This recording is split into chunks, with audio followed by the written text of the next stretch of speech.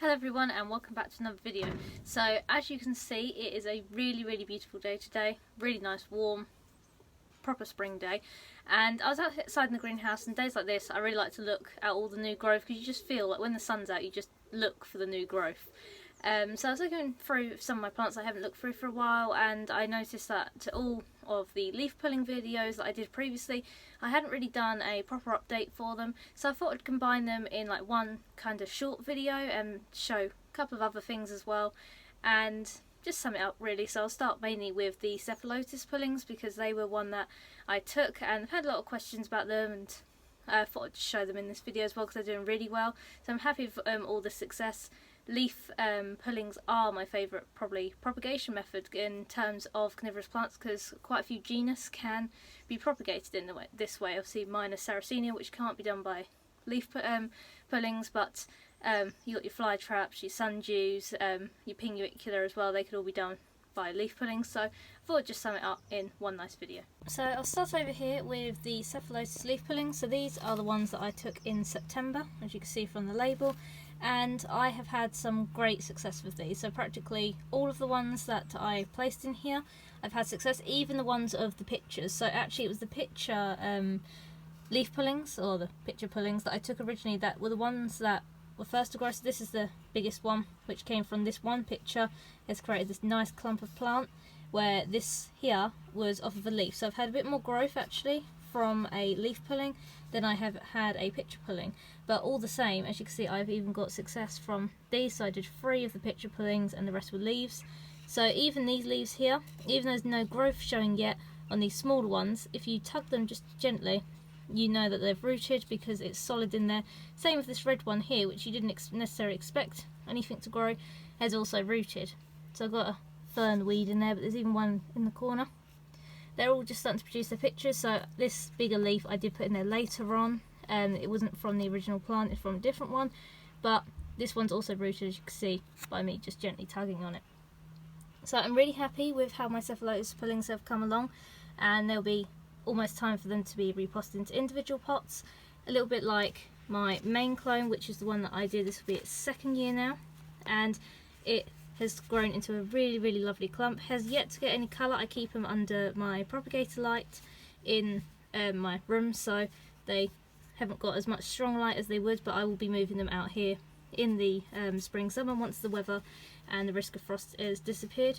But this is my main clone from my original plant. Ideally I would have shown my original plant, which I took these all these pullings off of, but I did unfortunately lose that from the southern Cephalotus rot that they can get, and it was too late for me to do anything about it. But I'm really happy that I have got my little clones, because these will be the exact same parent plant, so hopefully they'll have the same dark colour that the parent did. So it's really happy that I've got all these as well. So I really wanted to update you with this as well, which is the Pinguicula leaf pulling video I did. I repotted all the ones that I had originally on the kitchen towel. They've now, as you can see, lost all their leaves that they were attached to and got their own roots, which you can see from like this Martinezii here, which has grown its one big long root, and they are looking amazing. So as they're all growing, they've all rooted down. You can see they've got little clumps of them here, and I think it's just stunning. Like this little Aphrodite here, it's even started to get its little pink coloration, and they've just been so healthy. So even this Tina is starting to get a bit of size, and look at the nice structural form on that as well. So I was super happy with this, and I thought I'd just have to show everyone, because I'm really happy with this whole display that I've got here, and they'll eventually again be soon ready to divide up as well. But for now I'm just going to leave them in here till they get a little bit bigger. And then with the ones I took at the end of that video as new leaf pullings, even though it's only not been long enough for them all to work, you can see in here from the Weezer there is a little first signs of growth on this end of the Weezer, a little shoot there, and the Cycla sector as well has got a little shoot. So they're all working really well. Again, the only one that's probably a bit questionable is this Aphrodite leaf, which you can see has gone a bit brown, but other than that they're also looking really great as well. So thirdly, there's nothing really to look at necessarily here, which is my Drosera leaf pullings that I took in a previous video as well.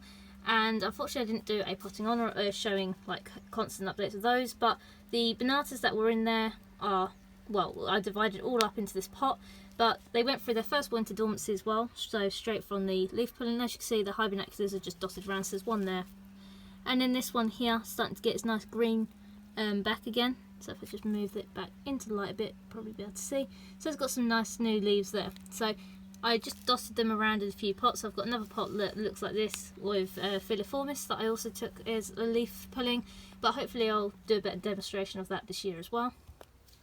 And subtropical species, again, I didn't do other ones, but these ones I've taken recently, almost a week ago, of my newest Drosera, which is the Drosera venusa. And these are also yet to show any signs of growth, but this is just an example of some quick propagation method that I've just done, and they all stay under my propagator indoors. And finally, Venus flytrap leaf pullings. So I took these on the 1st of December. I have taken 2 pots of these because I did do a second pot which I made a short video on, but I was going to show the end result of that one as well. So I'm yet to upload that, but this is just an example. The one in the middle is actually a rhizome, like kind of cutting, so that's why the flytrap in the middle here is so big. But I'm going to concentrate on the leaf pullings, and as you can see, it's a leaf pulling here, and at the base of the leaf pulling is a nice cluster of little flytrap babies, and this again is probably my most successful time. So I did take these pots and I got almost, I'll say over 50% success. So here's another leaf which died off like almost completely, but I don't know if you can see just at the base of this leaf, these little tiny traps here are connected to this one leaf. So the end of this leaf, the rhizome bit, is still nice and white. And there was a couple others. I don't know if they've been basically consumed by the sphagnum, but there was a leaf in each corner and then the rhizome in the middle. So I might actually take this out now and just have a hunt around, just to show you a better example of the leaf pullings from these. So far I have literally just taken the clump of main sphagnum, because I put peat at the bottom and then sphagnum moss on top. I'm just slowly going to start breaking this away just to find the leaves, and I'll probably repot them as I go as well. So I've already found one here, which you can actually see the base of the leaf. So if I just pick them out, I'll probably give you a better show of them. So I might just slowly break it apart. So I'm just going to place a clump here because I know there's one there. This one here, I'm just slowly going to take out. And you can see nice formed little flytrap there, and the end of the leaf is just under. So this is the end of the leaf and the rest of it's died off. And it's actually formed a nice little plant. So that's what I've got so far of that one, with actually quite a little bit of a root system there as well, which is quite hard to see, which I'll try and separate in a minute. And then the main one I'd probably say, which has got the most of the leaf still evident on there, is this little guy. And there you go, I'm just easily able to separate that one. And here's its main root, and that's that on the end of the leaf. So really nice and healthy. And I've probably got another one, so I'll just search to see if I did have that fourth one in there, because that would mean that they would all have been successful. Oh yeah, here it is. So at the other corner you can see the end, so this is a little bit of brown leaf, and you can see at the end of that there is a really tiny little flytrap, if that's just focusing there. So even though that one's gone completely brown, so there's no white left on the end of that leaf at all, there is still a tiny little flytrap on the end. And then I'll just break it apart. I think I did do 4 in here. Or did I do 5? That might be, oh there, I did 5 because there's another bit of leaf right here. So as you can see, it's been buried by the moss, so I don't know if there will be anything on this. So I'm just searching around. It's a bit fiddly with the sphagnum. Oh yes, there is. So it looks like here they have all worked, because even though this one's been covered by the moss, so it doesn't look as healthy because it's been less exposed to the light, so it's a bit leggy. You can see here that this one has also worked. So being under the propagator with the added humidity has really helped these, and has actually produced a really nice success of these. And if I just look at the rhizome, so I'll take this big one apart to see how this is looking. I could already see several plants on this, so it's looking great already. Oh yeah, so you can see here, I don't know if this is the main part of the rhizome. I just found another leaf pulling as well, look. Oh, so this has worked out really well actually. So this is a part of a rhizome that I took there, and as you can see from that has produced quite a few plants. So I think there's 1, 2, That's a third one at the front there. So 3 little plants here in that one little bit of rhizome. So obviously the rhizome has produced a better success and a bigger root.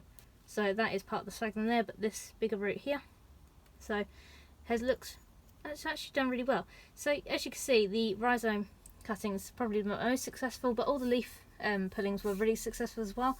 So I just sifted through the moss and I have actually got 6. So I thought I originally did 4, but I found 6 pullings and each one of them had been successful, which I'm really happy about because I didn't think I had that much success until I just rifled through all that moss. So as you can see, some of them are quite small and are yet to get traps because they are a bit more leggy where they've been buried by the moss. But then there's ones that have just started. So there's ones that are different to the size of the head.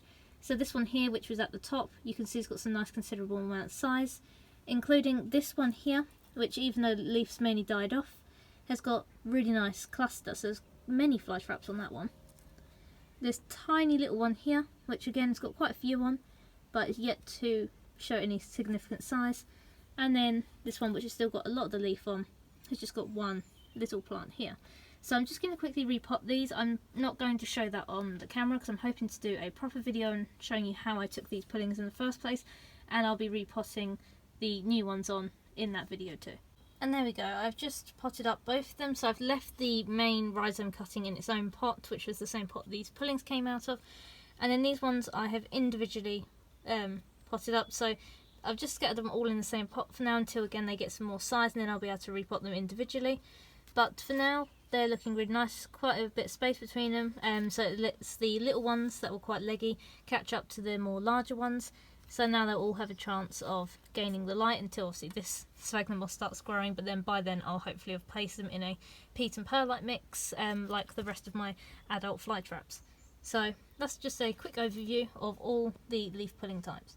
So that was a quick overview of some of the updates from previous videos where I've taken leaf pullings, and I just showed as well the flytrap leaf pullings that I took in December, which I'm really happy about. I've never had so much success. I think in the past actually I've only got 1 or 2. So I've only got, well, first time I ever did it I got 1, and for this time to have that many, and I've done a second pot as well, which is a little bit behind because I only did that recently. So I'm really happy that I've got that much success, but they were just typicals that I did from my bunny bogs again, so that's a lot more bunny bog planter fly traps. So it'll be interesting for later in the year, say next year or the end of this year, I'll be able to do it with my cultivars, because I didn't do any of those just in case it didn't work. I didn't want to waste like leaves or anything, so I did it with typicals because just experiment with those anyhow. And I'm quite disappointed actually now I didn't take the cultivars, because I've had such good success with those typicals that it'll be interesting to see how well the cultivars would do, especially like my favourites like the flanks, or those with decent size like the DCXL. So I think that would be really interesting, but like I said, I will upload the video soon once I do like an update to the end of it of the flytrap leaf pullings that I took in a secondary pot, and hopefully we'll be able to post that soon. So thank you very much for watching, and I hope you enjoyed this video.